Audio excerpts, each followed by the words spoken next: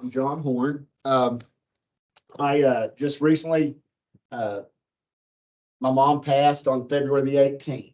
I've been taking care of her since April the 1st, 2015. She didn't know who I was. I have a brother and a sister. Uh, Things that I want to talk to you about today are the forms that caregivers come in. Everybody's a caregiver. Every person on the planet is a caregiver. At some point in their life, they've given care. They might have given it as a small child. Some people grow into it and seek it as a profession. Some people do it out of necessity for their family. Some people do it because they just feel that that's what they are. Well, that's who I am. I've always tried to take care of everybody that I ran into. Sometimes that gets you in trouble, though. And sometimes it falls up to the point where you don't really know what you've gotten yourself into. So let's talk a little bit about who a caregiver is. Caregiver is someone that might very simply bring a blanket to somebody when they're cold. Caregiver is somebody that might bring a cold drink when they see somebody's thirsty. Caregiving comes in so many different forms. It's not in something that, you can jump up here and you can say, okay, I'm going to be a caregiver and I'm here to start today. I'm going to tell you what, if you're going to take it on personally, you better be prepared because it's a heck of a commitment. First of all, it's open-ended. You don't know how long it's going to last. I thought, oh, well, dad was a dialysis patient and he had been a dialysis patient for 4.5 years. He was in his 70s. Well, dad couldn't handle mom anymore because of his condition. Mom had handled him up to the point where her dementia came in. So we were caught in a, what do you call it? Conundrum or whatever. Yeah, conundrum. Conundrum. Yep. Okay, we're all caught up in a fact of we don't know how to care for our family. They had been self-sustaining for so long and they had been our rock. When we needed something, it's mom, dad, here we go, advice. And all of that just sort of crumbled away rather quickly. And you think, oh, well, I'm going to go in and buddy up, mom, dad, I'm going to take care of them. It's going to be all good. Well, yeah, the magnitude of it is much larger than you might think. So when you start to do caregiving for your family, now I can only speak for my family. I'll go into a little bit of professional in a minute. But when it comes to a personal level, you need more help than you think you do. You may be superhuman and you may have an attitude and a commitment that is beyond any others. And you may have family members that come in there with you and say, yeah, we can do this. We can do this. Let me tell you that enthusiasm, it wanes and it wanes quickly because of the level of care that is needed constantly. It is 24/7. It's not something that you go to bed. When mom came, she had wheels on. She could walk anywhere she wanted to, buddy. She was about 100 and probably 10 pounds of just life, that sassiness. Nobody knew who, she didn't know anybody. She was going home. She was going to throw me in the creek. And those things seem kind of humorous at first, the way that things are happening, but as time goes on, they wear. And so you have to be prepared and your family has to be prepared and you must never, ever deny reality. We live in this world that we think we can fix it. But the reality of the situation is you're just trying to maintain it till you get to the end. And for me to do it for 9 years, thank goodness I was self-employed and I was able to finish my commitment to my father. And that commitment was to my father, but it was also to me and to my brother and to my sister. Now, I had a support staff. My brother would come 1 day a week, 24 hours, let me sleep. And that's what I did, believe me. And then my sister would come 1 day a week and I would sleep that day too, all day. Because 5 days in between, I had to answer pizza phones and deal with that stuff and then keep up with mom's and dad's meals, keep them from, One night I wake up and dad's gone, truck's gone. Where's he at? It's 2 o'clock in the morning, 22 degrees. He snuck out on me. Things like that happen. I had to call the police, say, hey, he's either at Wendy's, Walmart, or the dialysis center. And it was that dialysis center waiting on dialysis at 2 o'clock in the morning. He had it at 5. But you have to understand that things are going to happen. You're going to be challenged emotionally. You're going to be challenged financially. But more importantly, your family is not going to keep the same enthusiasm that you have. And if it's in your home, I brought them into my home, it's all kind of falls your way. Now, I had a lot of people around the neighborhood that would come in and let me have some windows of work to go and do some other things. But the biggest problem that I had was dealing with the deterioration of my family's quality of life. And there's nothing you can do except love them. And sometimes that doesn't seem like it's enough. That care that you say a caregiver gives, it comes in so many different forms that you can't keep up. I mean, it might be, Cody could help me by just picking up something at the grocery store. So he's a caregiver for my mom because he helped me. So little things that you can do are the best things that you can do. You're not going to be able to come in and write a program plan and do all this. You can, like a normal patient, because you can walk in and out and you've got other people that are doing other things. But remember, you're doing it all. Now, Dad they removed him from dialysis in 2018, and of course he passed. But Mom continued to have the wheels and continued to get more aggressive and aggravated. And that's hard to take care of because it's not the person that you grew up with. It's not the person that you learned to love. The physical body's there, but the person has disappeared. They've gone on. But at the same time, every day that you look, you see your mom and you see glimpses occasionally of, and there'll be an I love you, and there'll be a sweet nothings and a hug. And, you'll see glimpses of your loved one. But you have to remember, as soon as you have that moment of, it's all worth it, here comes a slammer.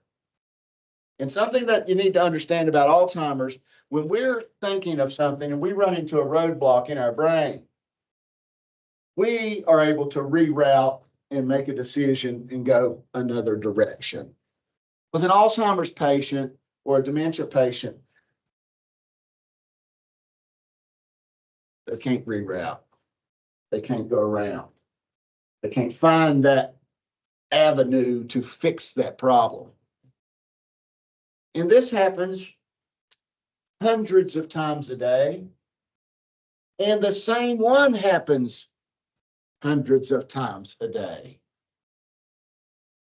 That takes that logic and reason that you've been using, it's gone. You can't correct that now. You can't talk to them.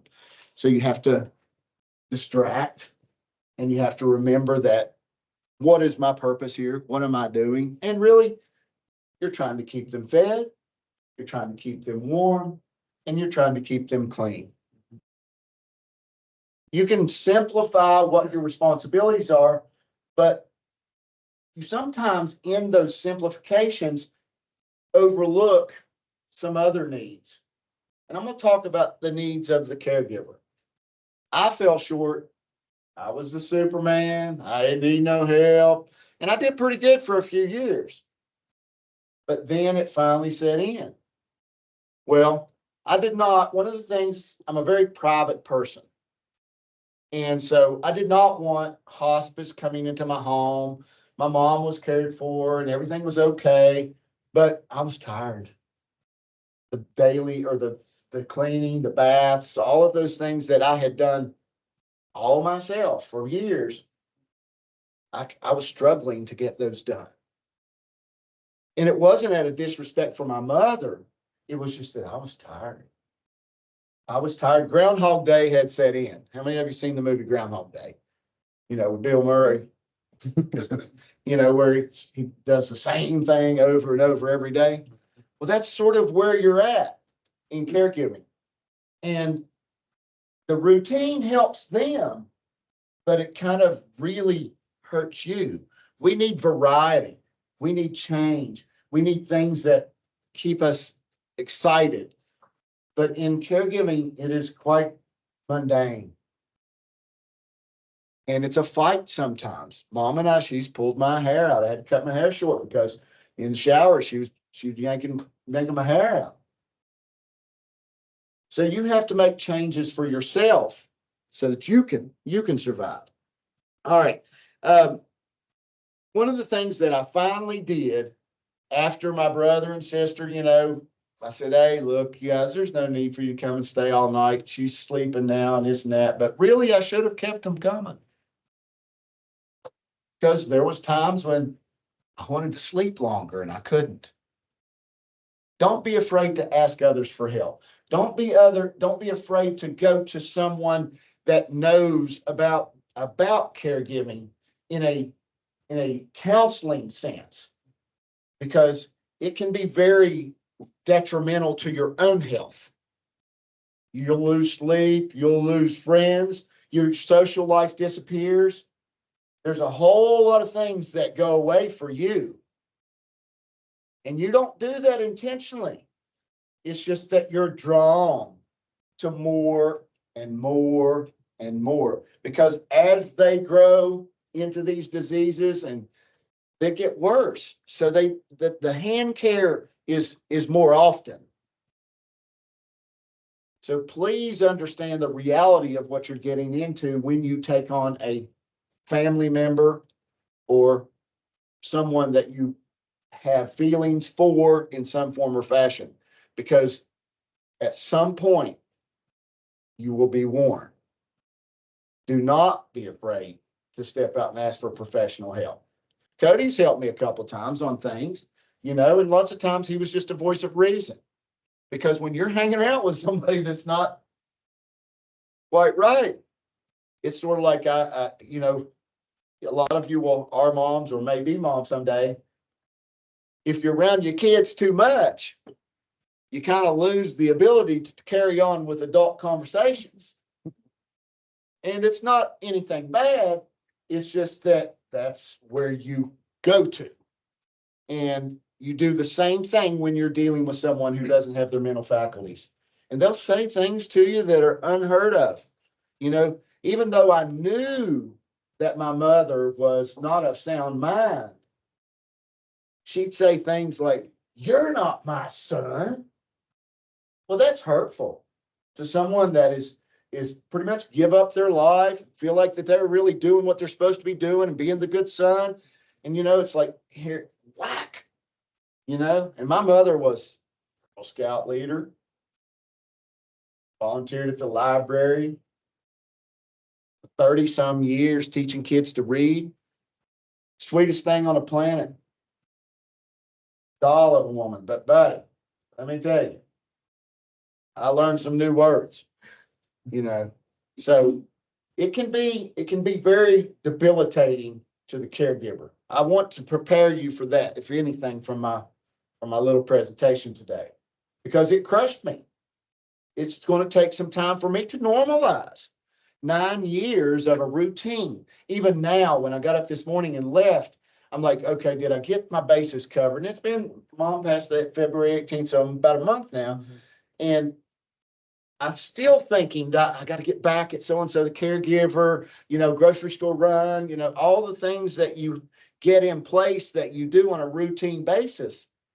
Those things are now changed. Mm-hmm. So I've got to relearn how to interact with people. And you may say, oh, that ain't no big deal. Hey, you should have a newfound respect for people that have been in jail for some time, people that have been in the military for some time, people that are in a routine that for decades of work. when they retire, those things are ingrained in us. And then when you change, it's a little bit different. And you can't just jump up and say, oh, I'm good and happy now. It don't work that way. You've got this thing that's still back here, this caregiver thing that was at the forefront of your life for forever, how long you're doing it. And it don't take long to get in that rut. So be reminded that when you are in this situation, it takes you. You're not taking it somewhere. It's taking you. Now, the level of your commitment is going to it's going to determine how much it affects you. But bring other people in. We brought hospice in. Well, when Dad was going through his death there in 18, they came in and they said, well, your mother qualifies now. I said, really? Like, yeah. I'm like, she's jumping around and, she can do whatever she wants to. She eats, she's a little bit loose in her brain, but really? And so they said, yeah. So I declined for a couple of years after that. We didn't bring in until 21, early 21. But for 3 years, Mom was in hospice, which is a little bit different than most folks in hospice. And I grew to really respect the people in hospice. They had a wealth of knowledge. They had techniques of dealing with certain situations. They were just as helpful to me personally as they were for my physical mom. So when you are reluctant to take additional help in, you're missing some good techniques to help you, not just helping the physical person, but helping you mentally and emotionally. They are a great support staff. I cannot say anything but good things about everybody from hospice that came into my home. Now, I will say one thing. You do have to wrestle with them because their job, in their eyes, is to maintain until the end. My job was to take the best possible care of my mother. That means healing a bad sore, not just maintaining it. So I was a little bit assertive with hospice sometimes, like, look, this ain't working. And bed sores happen. Mm-hmm. Mom, I took as good a care as I could of them, but they happen. And so hospice sometimes is going to give you a little bit of, and you got to use your help. My brother, I got him to help me in a different way. I was having to work a little bit in the pizza shop stuff, but I'm like, Zeb, jump in here. Help me out with the pizza shop stuff. Well, he's took off with it running. It's like a new second career for him. Well, my sister, she was been my accountant for decades. And so I got her to come back. I told them not to worry about it. We had it covered. We had a couple people around the farm there that would come in and help.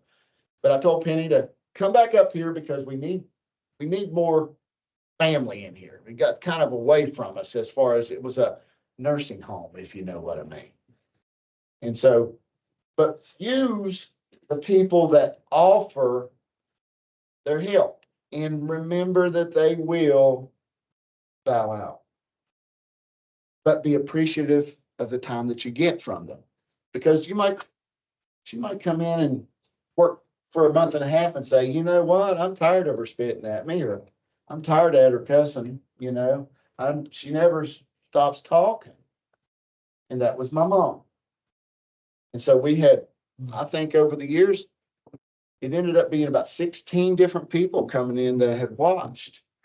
Some of them said, hey, now that was early on when Mom had the wheels and Mom had the attitude and had the physical ability to give you a hard time. But after we got over that initial stage, things sort of settled down and it was mostly setting and people were more apt to be there. And thank goodness for Bose headphones and what are the little earbuds that you guys, thank goodness for those. And it wasn't being disrespectful to my mother, but I couldn't hear it anymore. I was hearing all that chatter and I forgot that I was taking care of my mom. So you have to use whatever things that you can find to distract you as well. But the most important thing I think you should remember in caregiving is that it's love, very simply. And I think God built us all for one reason, to help each other out, to help your fellow man. And that's a gender related thing, but we're just here to help each other. And it doesn't mean that we have to be related. It doesn't mean that we have to commit to these long-term things. You know, one of the things that I want to do, and this is a start on my road to help people on what I did, the mistakes I made.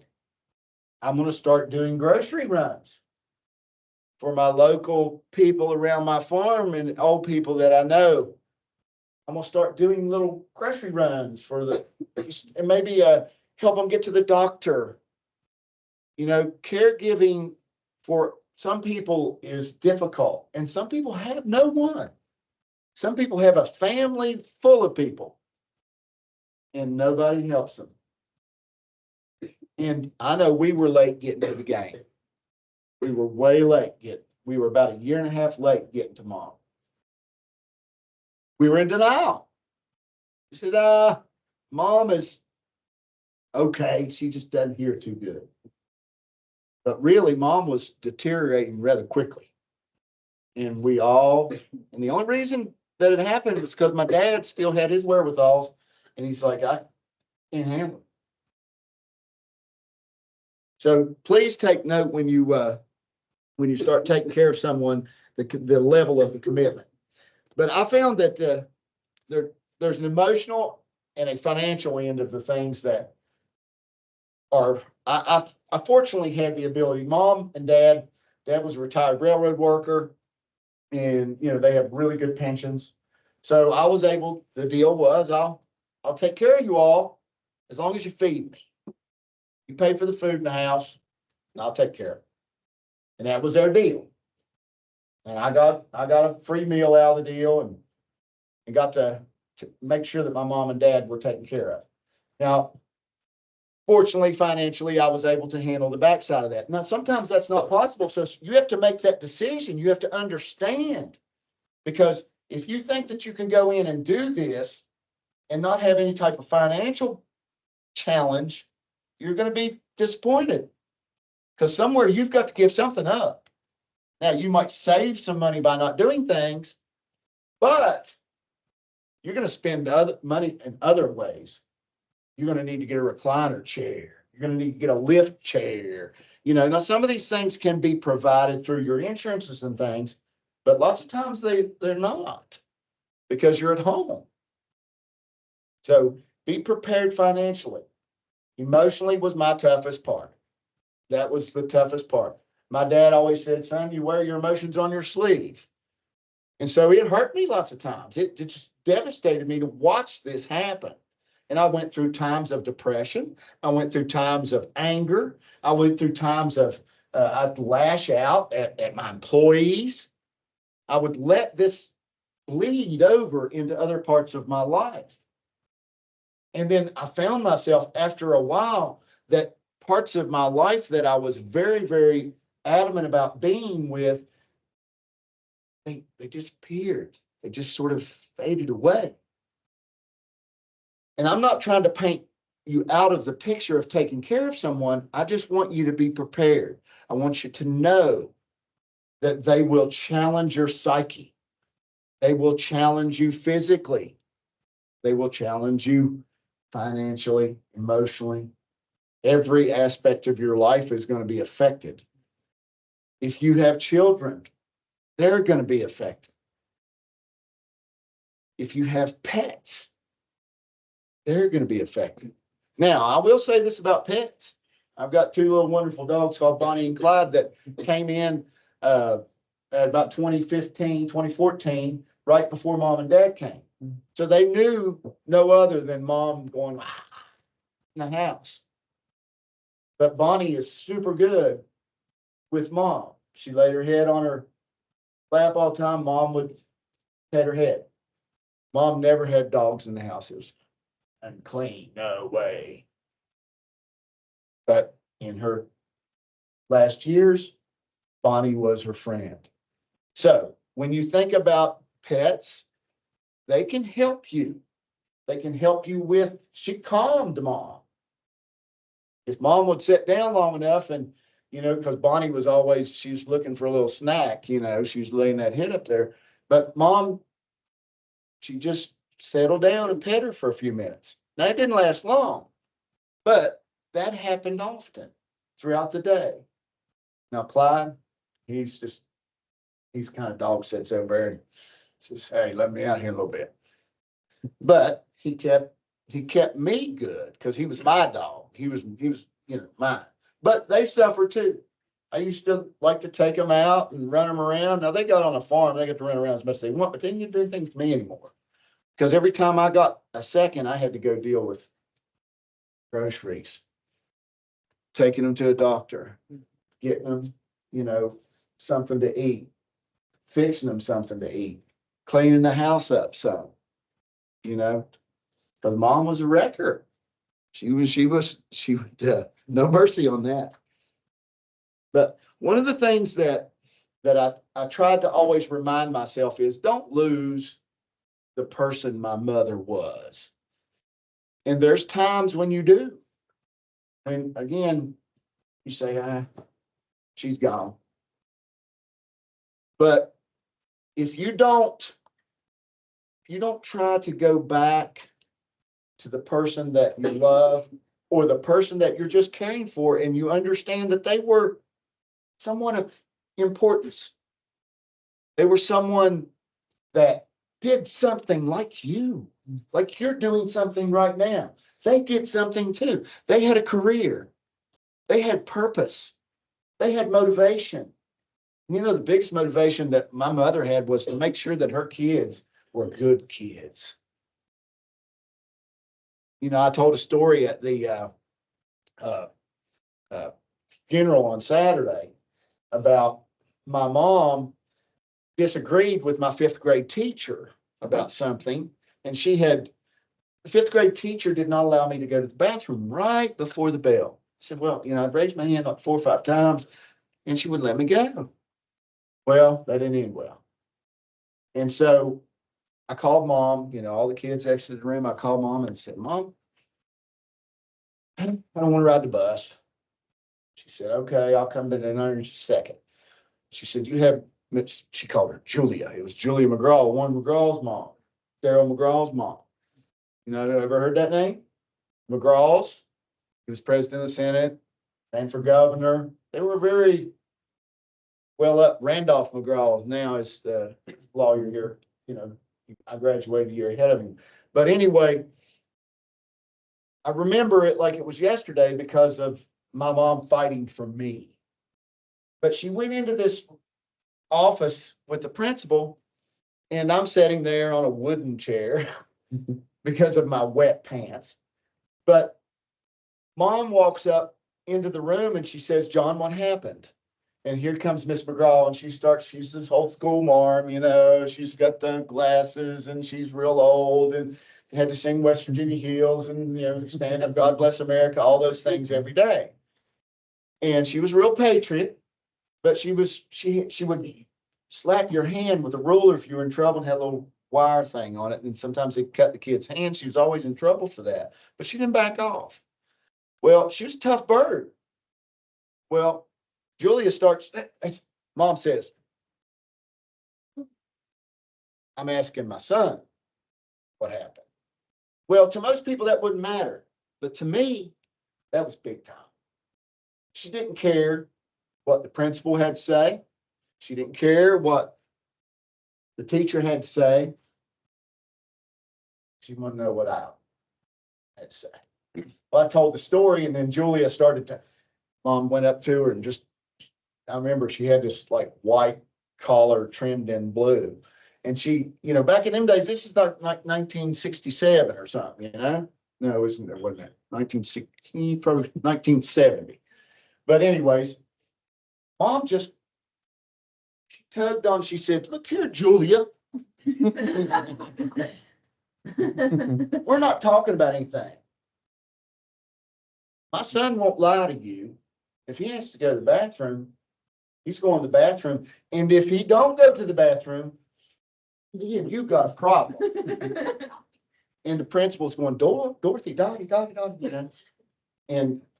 But that's who my mom was. She fought for me. And so I had to fight for her. I fought 9 years with her, and I fought it every day.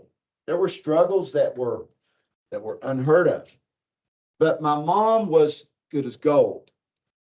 Every person that you go to care for, they might have some things that they did wrong in their life, or they might have been here, they might have been there. It doesn't matter.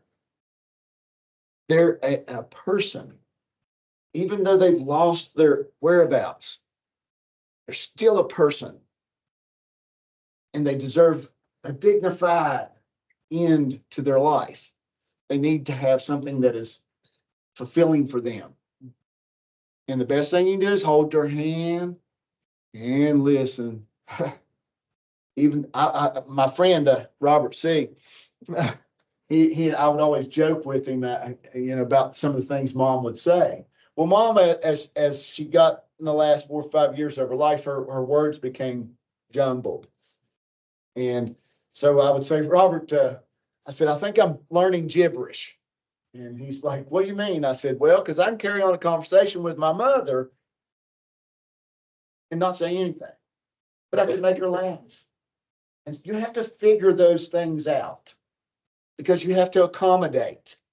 You have to find that patient's ability to enjoy, because we're given 3 things in life: joy, love, and peace. And we should always try to work for those every day. If you can make someone laugh, make them laugh. If you can love someone, love them. And never turn your back on love, no matter how much, where it comes from. Don't turn your back on it. Accept it gracefully and graciously. And if you can bring peace to someone, bring it. Bring it by all means. Help them calm. Help them find that utopia that you all try to find as well. They're lost. It's only up to the people around them to help them find that. Don't lose the person. One thing that you have to understand is your home. You have to have a facility. It's got to be something that works. I had a farmhouse up on the hill. That's where I was living when I took this in, but it had about an inch and a half where this old porch was taken in. And so you'd have to walk around the porch to go to the living room. It's one of those old farmhouses. And didn't work. Mom failed. She wasn't ever going to remember that step was there. She was going to trip on it every time. So that didn't work. So fortunately, I had an old trailer down on the farm there, and we remodeled it and got it worked up to where it was a little better place for them to live. But I had to do things like lock them in the house at night. I was there with them, but mom would get up in the middle of the night and go out the door. Dad finally, like I said, had to take the keys from him. But you do anything and everything that you can to protect them. I one time the power went out. You don't think about that. Well, it's 2 o'clock in the morning. It's colder than you know what, and no lights. Mom's awake. Normally she's got lights. Now she's starting to stumble around and bang stuff out the kitchen, and stuff's falling everywhere. Well, you get some lights, and you're like, well, let's go up to the farmhouse. I can start a fire up there. We've got a wood burner. I load them up in the middle of the night, take them up there. Well, I'd kept the fire going in the old farmhouse just to save on heat. And we go in there, and my mom thinks the house is burning down. Well, power's out for 2 days. For 2 days, I've got to listen to Mom, the house is burning down, I mean, not just in a little bit, you know. She's just hollering top of her lungs, it's burning, we're gonna burn, you know. So you gotta just sort of learn to figure it out. It's nothing, there is no formula except love them. Let's see, I'd said something about don't forget to take care of your own health. That includes going to the doctor. I developed some health issues simply because I neglected my own health. And, no big deal. It's not that big a deal. Well, it became a big deal. I got a hernia from lifting, and I just said, well, I can't get that fixed. I don't have time. Mom needs me to help her get from here to there every day. Now, it is my intention and it is scheduled to get that remedy very soon. But don't neglect your own health in the midst of this, especially your mental health. That's the most challenging thing. And I tell you what, it gets clouded. It's clouded.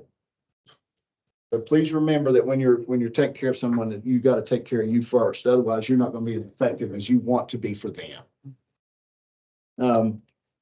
I was talking about two different ways that you can be a caregiver on professionally, and you guys are all training, I guess, in occupational therapy, which is caregiving. You're getting paid for it, and you're getting trained for it, and it's very specific. Caregiving on a personal level is just a plethora of a number of therapies, a number of techniques, and all of those are not taught. Some of them, hospice did help me. And actually, Leslie Tweedy taught me a way of blanketing my mother so she could keep her hands out of her mess at night. And that was, to me, the most helpful thing that anybody taught me. Because you know what happens if that, you got C. diff and you got all kinds of E. coli, you got all kinds of stuff can happen. And I will always think of her with great gratitude for that, because that was one of my biggest problems. I got E. coli because it was a bad couple of years there, I don't have much more than that. Those are my personal experiences. Logic and reason, though, are something that you need to remember are out the door. You can't, you might say, oh, it's green. She said, no, that's yellow. Well, Mom, it's green. Look at the tree. It's green. That's green. Look, it's green. Yellow. There's no convincing. And you could talk all day. It's not going to happen. But you guys can ask me anything. I'll be glad to try to help answering something. Let's, if you don't care, let's take like a quick 5-minute break. And then we'll do like a question and answer type thing. Okay. Okay. I'll press you some more on some of the stuff you guys talked about. So Gotcha. Take 5 minutes, come back, run to the bathroom, come back. Awesome, man. Very good. One thing I was going to talk to you about, because I knew that you would want to share this stuff more, was me and my boss have been talking about a caregiving class, because of VOTAC, they run those classes. They do like a night nursing class and they do all kinds of stuff. That could really be a possibility. Yeah. If you'd be interested. They do them, it's like 6 to 8 weeks. It's evenings for a few hours. I'd like to, if I were to do that, I'd like to get a curriculum and, a what do you call it? That they give out at the beginning of the year, itinerary or like a syllabus. Syllabus, yeah. So, well, that's but what I was talking about is my boss and I were talking about starting one, and how if you would want to, I'd be interested in, because there's a lot of stuff I'd like for you to show me that blanket technique. That's pretty cool. I've never heard of that. Oh, yeah, it's very simply, you got them in the bed Mhm. and then you raise their arm up, you take Mhm. the blanket and you tuck it down in and you tuck it So- down in so the side. more. So Okay, it's so across. Almost looks like a dress kind of, but it's Yeah, it's under the arms nice. and then you do a mother's constantly. So we would get her arms entangled into a blanket to where she couldn't really ever get, and then just confuse her for a little bit. And then now we used a weighted blanket too. Did you? Yeah, because mom wouldn't stay in bed. Mm. And so when it took about, but she slept better after we put it on her. Yeah. And it took about 2 months for her to really realize I can't get up anymore. Yeah. And but we gave that, and one of the caregivers came in and we gave that to her. She had a little boy that was 8 that was Mhm. having trouble in school. Yeah. Big ADD and ADHD. This weighted blankets are miracle workers. Yeah, she said after about 3 nights, it fixed him right up. He slept. Yeah. And otherwise he was flipping and flopping and doing all that stuff. Funny story about weighted blankets. I had one I got for Christmas several years ago. I really liked them because I liked a heavy blanket. Oh, me too. But I hated the warmth of like a comforter. I hated that. But this was thin but real heavy. And that Christmas, my brother had bought me it was this little robot thing. It was just like something to mess around with, but it made noises, and at nighttime it would snore. And so I wasn't you the first night I ever had that weighted blanket on. I woke up and it takes you a second to come to, and I felt all that pressure on me, and I heard snoring, and I freaked out. Oh, somebody's laying. I was, and I couldn't get my arms out because I was underneath this weighted blanket, so I was freaking out. My brother thought that was pretty comical. How's he doing? He's doing all right. Unique. Doing good, doing good. She's, or will be 11 this year. Oh, So, wow. I know. Man, it seems like she was just yesterday. I know that it's, an absolute mess. Great kid though. Like never, her thing, she fell. She's accident prone. She's very clumsy, and she fell and she broke a growth plate in her forearm or elbow. Anyhow, and we all were convinced that she was just kind of, doing it for attention, and no x-ray showed anything. So we're like, you stop, like you're not fooling anybody. And they finally did a CT of her, I think it was her elbow, and that saw that growth plate was broken. So they casted it and all this other stuff. And at her age, a growth plate's a pretty serious deal if it's not taken care of. So anyway, now she'll fall, she'll scrape her leg and act like it's the end of the world because she got so much attention from it. So now it's like something happens to her all the time. Like she put a bead up her nose just for attention, and she swears she didn't do it. I'm like, what do you mean? It just popped up in. She said, well, a necklace broke and it rolled in my nose. I was like, I don't think so. Yeah, that you can't get that. Mhm. Is that not for you? You answered a lot of the questions that they had, but I'm going to kind of So press you a little bit more on a few things Sure. about like coping skills and stuff that you found and stuff. Okay. Oh, yeah, no problem. And we can go a little over, so it's not that big of a deal. And then after I get through the questions, I Yeah, already that's an had hour. open. I'll say, That's an hour behind. Hey Cheyenne, Yes. you want to fix that clock real quick? You guys take it down enough to mess with me. You might as well fix it. Don't lie. It's I saw her 9:47. nose grow, Cody. It was a thing. So I bought a brand new clock, right, for our lab that's across the hall.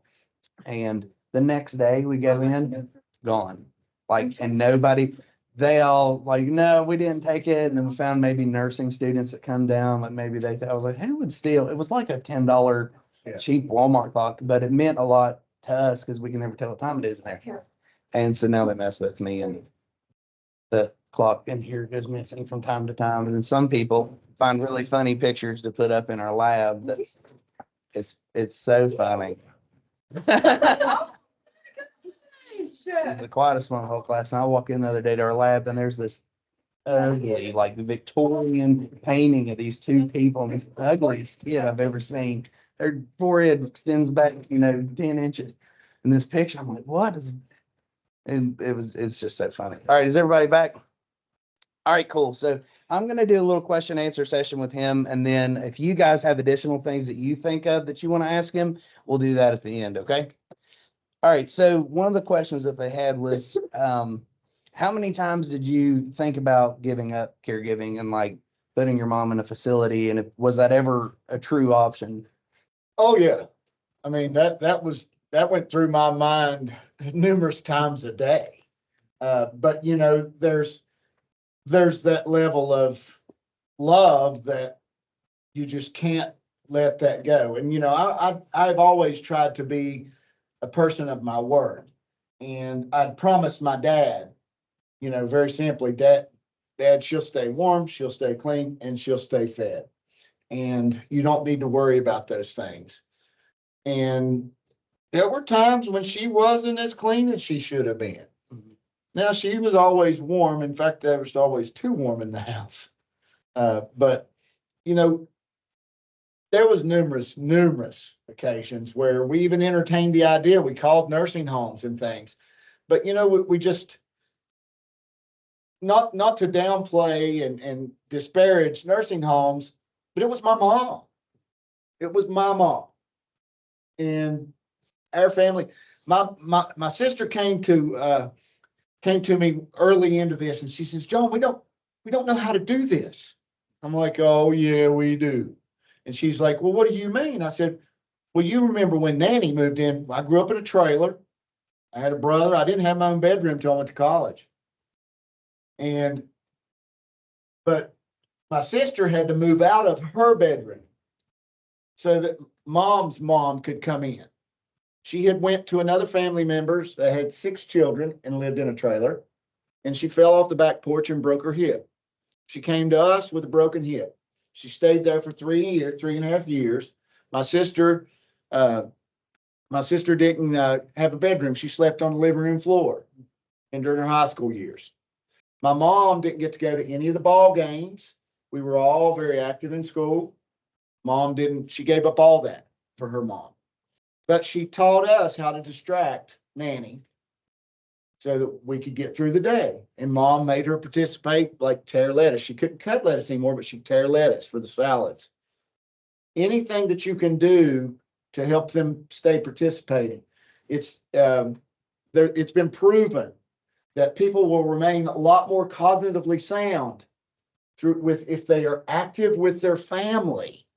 Now, this isn't mean, hey, mom, what's going on? Oh, okay, good deal. I'll talk to you tomorrow. No. It's stopping by, having a bottle of Coke with them, having a cup of coffee, maybe sharing lunch twice a week. Do routine things. It keeps them sound. Get them out into the social world. Mom disappeared. After her 2 grandchildren, which I won't brag on my mom, after her 2 grandboys from Pineville graduated from Wyoming East, mom rescinded to the home. Dad went to the garden. Dad still had a social life. He'd go by the whistle stop and all the boys sit around there, smoke cigarettes and tell lies and fishing stories and all that stuff. But mom, she stayed home. Now, she had a neighbor that she visited quite frequently, but she became literally a recluse. And I was part of that. I drove by her home going to the farm in McDowell County that we owned. I would mow and take care of that, but I just drive by and I didn't always stop because I was pressed for time. But it's been proven that it helps the cognitive abilities of Alzheimer's and dementia if they have interaction with their family. The familiarity of their family keeps them happy. No matter if it's a little bit of a wrestle, if it's a family that it's still family, it's familiar, and that keeps them a little longer. But my mother was responsible for Brandon's up to the age of 5 while my sister worked. Well, she was absolutely, as I said, she was really hardcore about education for kids. And Brandon has gone on to be a graduate of Harvard. He's got his PhD from Stanford. He has now applied to the top 10 law schools in the United States. He's been accepted at 6 of them so far. And that was my mom. That was my mom sitting down with him on the floor. Mom always said, hey, I'd rather sit at the kids' table than I would at the adults, because the kids will tell you the truth. The adults tell you lies. And so, Yeah. but that's who my mom was. And I just had to put that in because I'm real proud of those boys. And Dylan's a pastor. He went on to become a pastor. He's in one of Ed Young's church in Houston, Texas. He told me yesterday, he can't, because we all spent a little bit of time yesterday. He told me that he has between 400 and 450 in his Bible study group. Wow. In his group. Wow. So, but that's a big. Those boys have done good because of grants. That was her name, grants. We called it grants. All right. So what are some unconventional coping skills? I know when I was working with you full time, that one of the things that you would do, that you would have scheduled and you seemed to enjoy it, was mowing grass. Yeah. Like you would escape just to do that. So what are some unconventional coping skills that you had? Well, you can just do everyday things. You're keeping up with your own things, or it will help you cope. I like to fish. I like the outdoors. I like to hunt. Those things had to be put on the back burner, but I live on the edge of nowhere in Edmond. And so I get to sort of do that. Like I would actually hunt about, I don't know, 150, 200 yards from my house. And I could watch Mom on the video on my phone while I would hunt. But it's whatever you like to do. If it's spending time with friends, if it's reading, whatever you can find that you like, don't give that up. You may have to do it less, but don't give it up. And don't be afraid to bow out. Don't be afraid to say, hey, look, now is the time when I need to cope. You can't schedule coping. Coping has to almost happen now because you're in a moment of distress. So you need to go to that coping mechanism. Mine, I always tried to use the rule of 10. Now, a lot of people say, what's the rule of 10? Well, first of all, 10 seconds, I'm going to not say anything. I'm going to keep my mouth shut 10 seconds. And then while that 10 seconds is happening, I ask myself, is this going to be that important in 10 minutes? And then I ask myself again, what about 10 hours? And then I say again, what about 10 days? And then I say, what about 10 weeks? What about 10 months? What about 10 years? And what you will find the majority of the time when you use the rule of 10, if you'll just keep your mouth shut, what you're about ready to step into and make the mistake isn't really that important. You're in a moment of motion. You're in a moment of fire.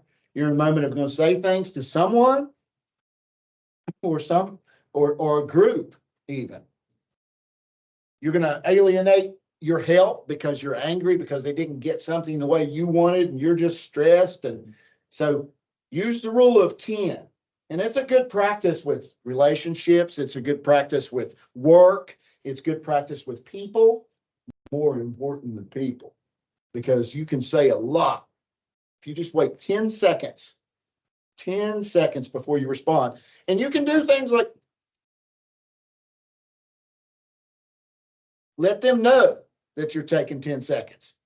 But in that 10 seconds, you collect yourself to the point where you understand that it's not as important as I felt it was 10 seconds ago. So that was a coping mechanism that I used. Okay. What about coping with the memory loss? Was there anything specifically that helped you with your mom when, in the early, I know towards the end, you understood that your mom really wasn't there, but what helped you at the beginning stages when she didn't know who you were and it was just kind of fresh? Well, that was the toughest part. And then that was hard to cope because, it hits home when your mom tells you that you're not her son or you're not in this. you're not, who are you? You're here to take my stuff. You know, there's a paranoia that comes with this and all kinds of weird things happen in their brain. But I'd say the best way to cope with that is to try to be in the moment, in the real, know that what's happening is not what's being said, and be in the real reality of the whole situation. Look at it as a big thing, not just right here, right now. And you know, it's sort of like marriage. Marriage in the scope of things is very difficult every day sometimes. But if you concentrate on all the little things that are difficult, then you can't reap the benefit of the marriage. So you have to look at it as a whole, as a long-term commitment, something that you're willing to make sacrifice, something that you're willing to be united, because you are one unit. And I felt that way about my mom. I was at one with her. I was her in a sense, because if I could not exist, she couldn't either. So we were one. And the same thing goes with partnerships and relationships. It's important that you understand the sacrifice needed. I mean, it's just, it has to happen. Don't concentrate on the little stuff. I don't know, there's a little movie out, Bridget Fonda, a long time ago. Can't remember the name of it, but she had done something really bad, and they got her into this shadow government thing where she was going to become an assassin. And one of her trainers said, "Don't worry about the little things," you know, because she was getting all caught up in these little things. And you can't worry about the little things. Look at the big picture. Have you ever seen the movie Patch Adams?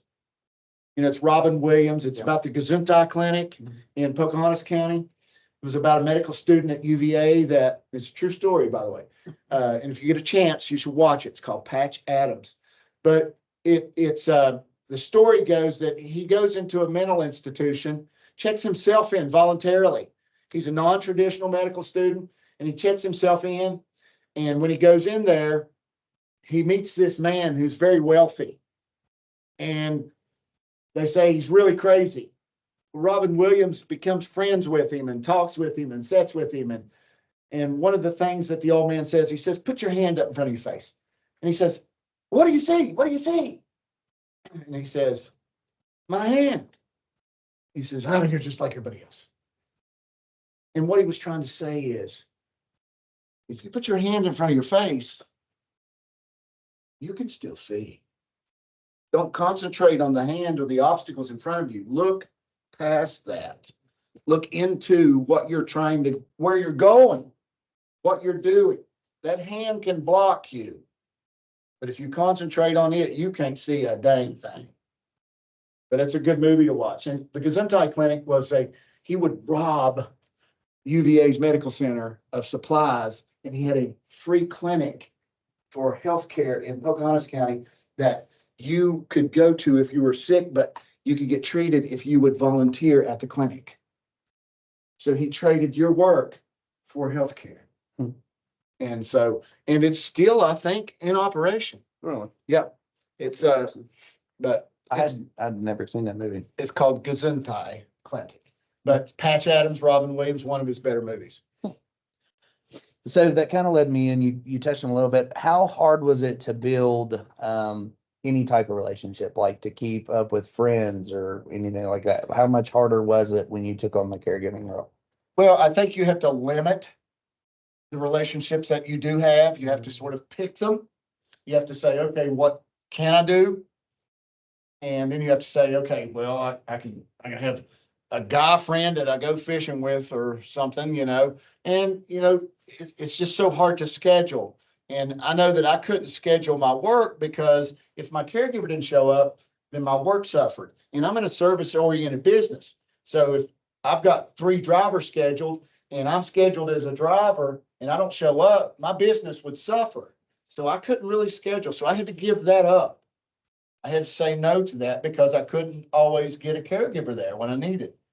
Now, I would go fill in sometimes when I could, but you have to pick and choose what you want to try to, well, there's what you have to do, first of all. And then if you have anything left over and you've got other people to help, you might be able to choose some other things. But you have to sort of prioritize relationships. Some people get upset with you. I know that some people don't accept the fact that you're saying no. And I know that I'm still a single guy because of it, I just knew that there was no way that I could ever give somebody the attention they needed with the attention that my mom needed. And so I said, that's something that's not happening right now. And not that I'm out there now saying, oh, I'm out here, I'm ready to go now, but I just had to say that's back burner stuff. That's going to be something that can't be satisfied. Otherwise, I'm wasting their time and mine. So my relationships were with my family. My brother, we would do some things together sometimes, because we both needed that. But we were both going through the same thing, it's our same mom. My mom, Zeb had a car accident in 1988. The lady hit him head on. She died at the scene. He had 27 fractures and was in the hospital for 73 days, of which my mother never left his side. That's who she was. That's why she got the treatment from me and our family, because she was that dedicated to us. Mom said, no nurse, docs and nurses come in, do your medical things, dress the wounds and this and that. All the hand care, that was my mom. And it was 33 days before we got her to leave the hospital. I lived in Charleston at the time, developing that market, and she came and showered at night, slept, and the next morning she was back. She took it 8 hours off, 16 hours a day, now that after the 33, but she was there for 40 days, 16 hours a day, and then she was 24 for 33. Wow. And that's just how it was, She slept, they brought her, she said, no, you're not doing that. I'll make sure that's taken care of. And, but that's one of the reasons that motivated me and our family to step up to bat for her, because she needed us. And when Zeb needed her, buddy, that's a gold star times 10, in my opinion. Mama there. So. Yeah. What was the difference in how your role changed throughout the day with your mom? Because I know early on when you and I talked, she was a little better during the day and it got much worse and much harder to deal with at night. So how did your role change from, throughout the day?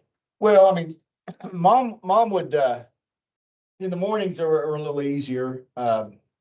She was hungry from the night, so she'd be looking for something to eat. So we always would have a good breakfast, and I lived on the farm and we'd have fun there. But she had a little bit of what they call sundowners. I think it's actually called Undonners, which is a German for the shadows at the end of the day cause some brain stuff to start happening, and they start getting scared, because it's just it's ending. To them, you don't really know what's going through their brain, but you can reduce that some by keeping lights on, shutting your shades before it gets dark so that they don't really know that it has transitioned to dark. But mom would usually in the wintertime about 3 o'clock start just getting wild and crazy. And so you had to learn to expect that. Summertime, of course, it came a little later, about 7 o'clock, 8 o'clock, and then you had about 3 hours of that stuff. And sometimes it'd run way up into 4 or 5 hours. So, you could be up till 1 o'clock in the morning. And, you can't go to bed when somebody's, and, we decided not to do any drugs. I kept her for 9 years and she didn't take any medicine. I did it through organic diet. I did it through proper diet. I've reduced inflammatories. I combined 2 diets, the Plant Paradox diet by Dr. Stephen Gundry, and also the End of Alzheimer's diet by Dr. David Bredesen. Now, I did those combination because Dad had dialysis when he came. So the plant paradox fit him better. The end of Alzheimer's diet fit mother better, but I combined the both of them. And it was very effective with my father. And I think it was very effective for my mother because in all reality, I stalled the Alzheimer's. I stalled it for about 5 years. And then it started to just, it snowballed to the point where it was just chipping away at her. Yeah. But yeah, the stuff in the evenings was difficult. You just need to always expect that. That's quite common in nursing home situations. Oh, yeah. I have a couple left. So if you would change anything about what you did with your mom, is there anything that you would definitely change? Yeah, I would use more people and take more time for myself and not try to be the I've always been a boss. When I was 21 years old, I became a manager in Domino's, and from that point on, I've been a boss, supervisor, owner, and all this, all kinds of franchisee stuff, different stuff. I would have used more people.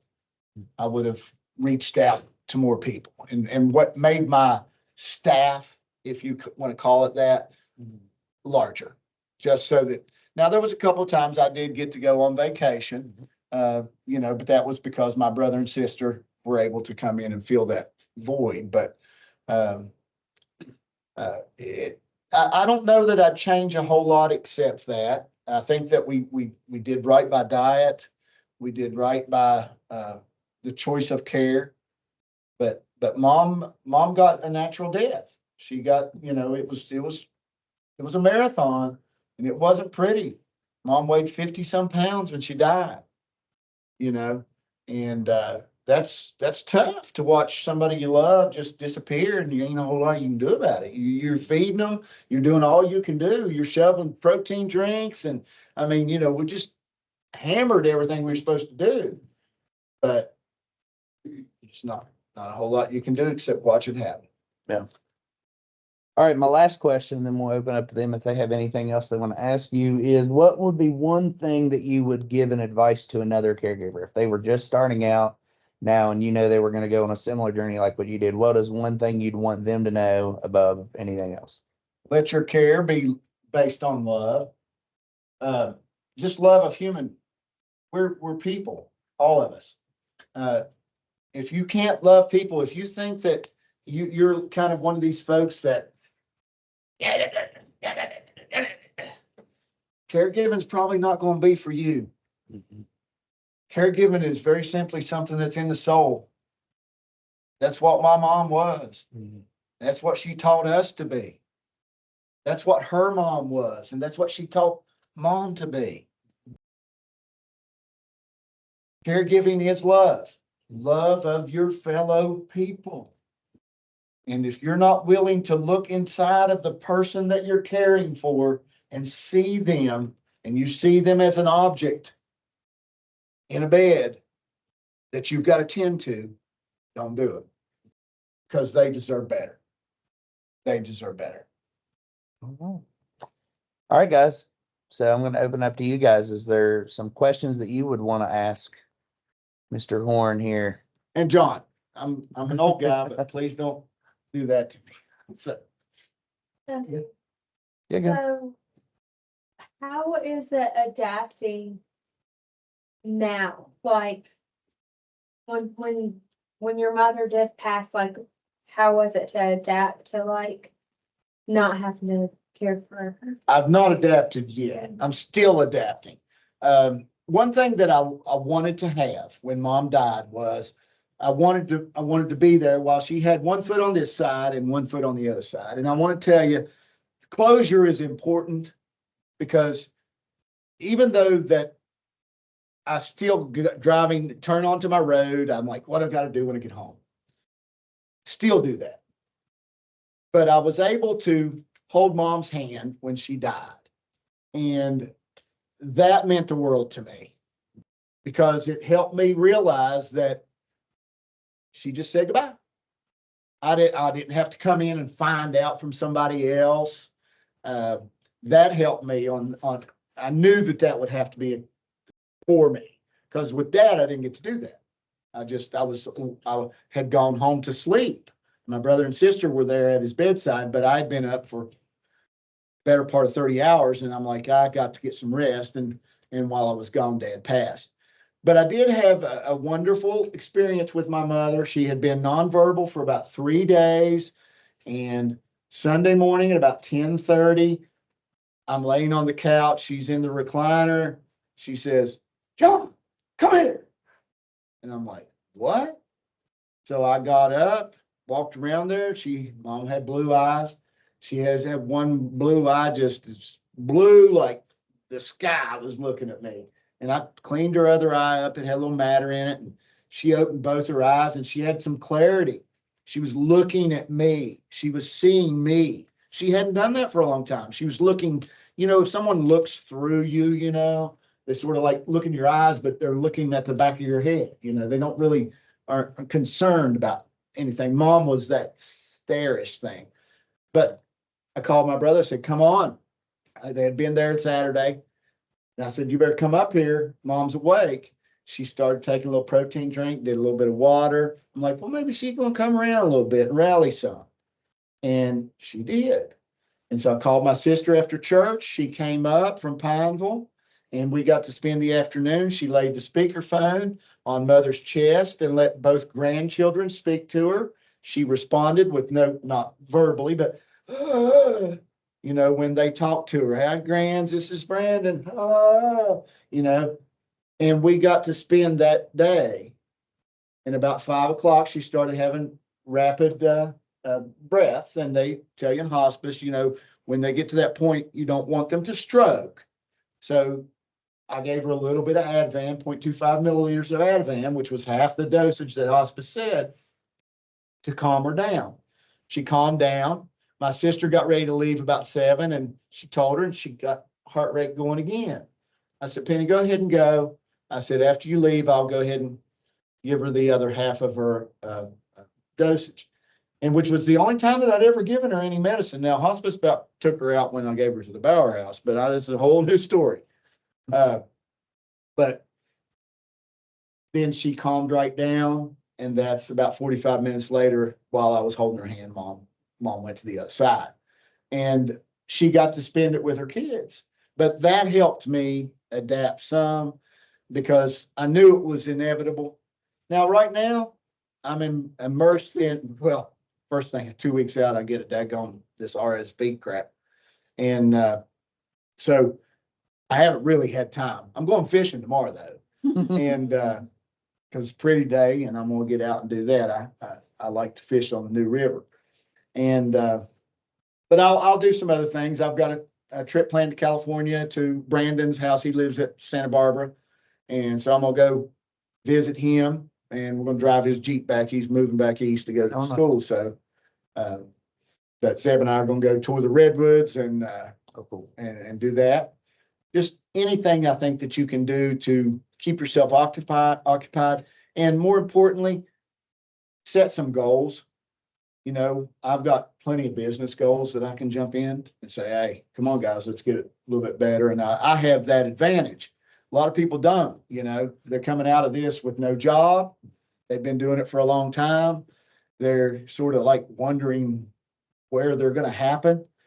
Go happen somewhere. Go take a course online. Do something to keep your mind occupied. Everyday life is, it will resume for me, I know, and it will resume for everyone.